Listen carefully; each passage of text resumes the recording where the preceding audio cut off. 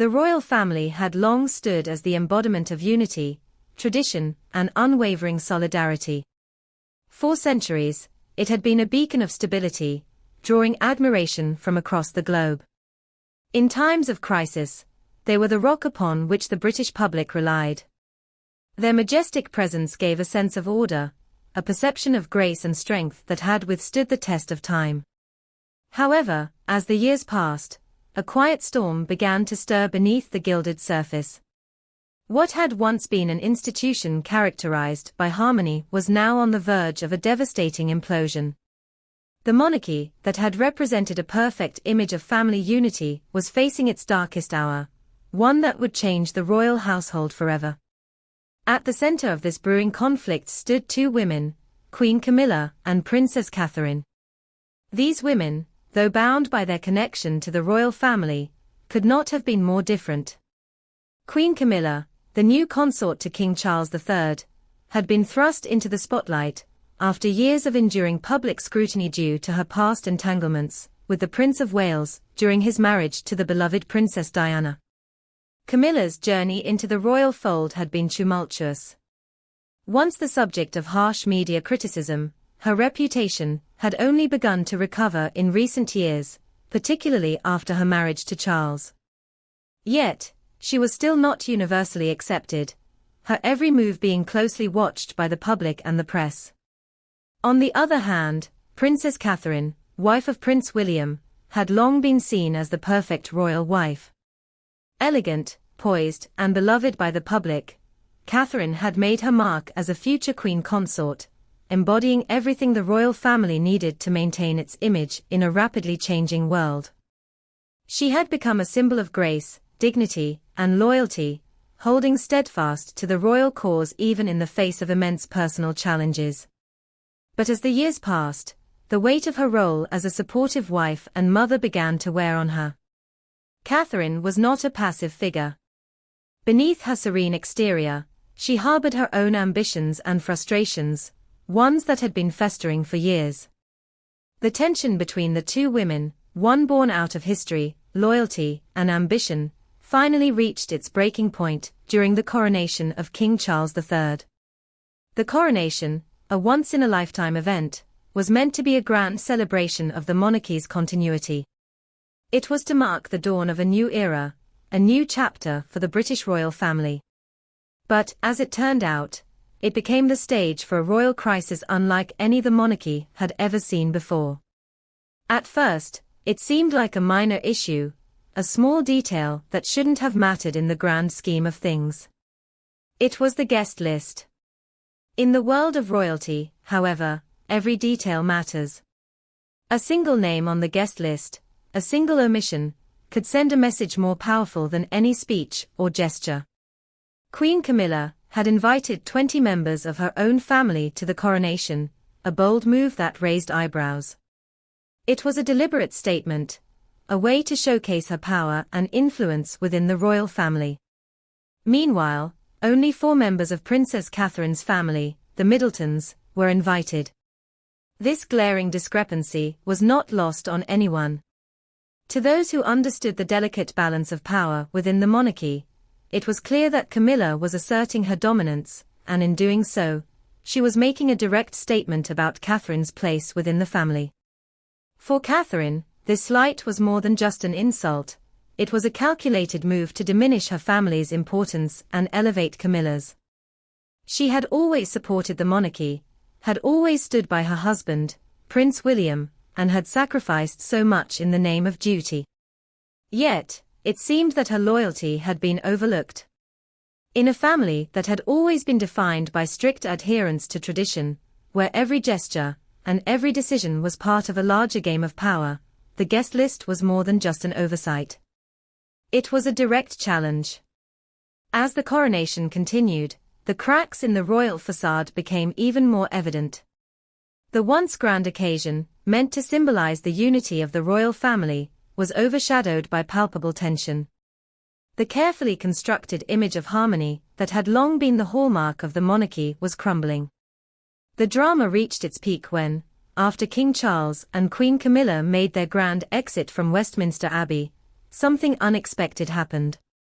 As royal tradition dictated, the congregation bowed or curtsied to the newly crowned monarchs as a sign of respect.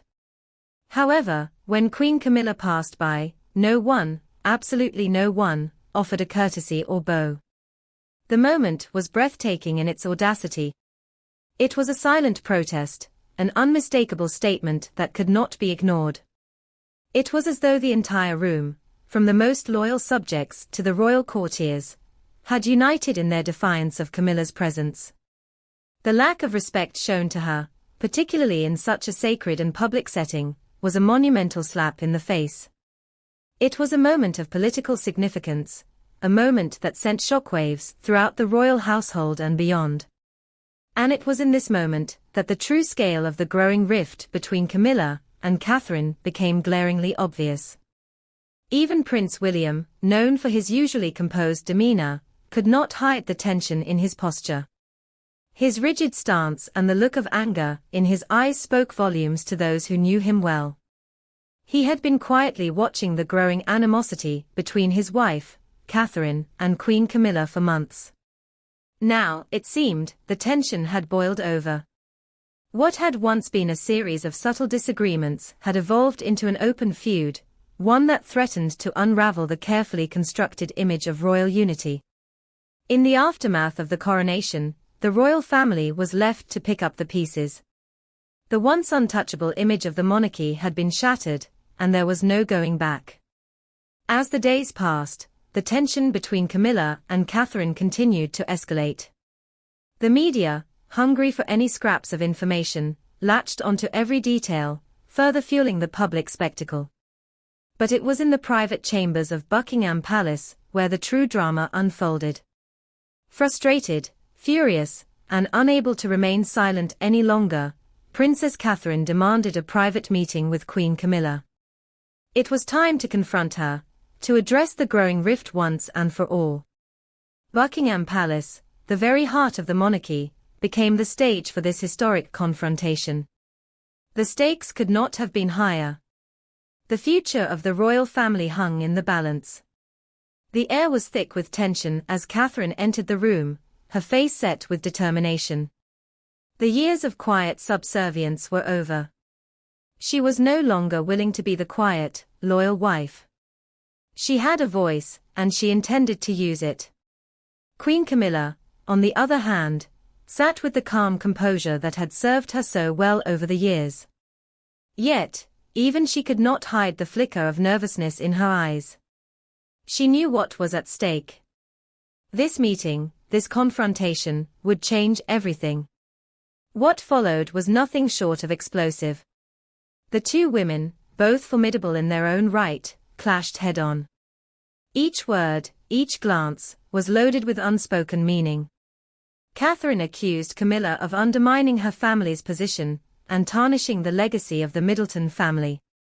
Camilla, in turn, lashed out, accusing Catherine of being too naive, of failing to understand the complexities of royal life. The exchange was sharp, at times bitter, and filled with layers of resentment that had built up over years of passive-aggressive rivalry.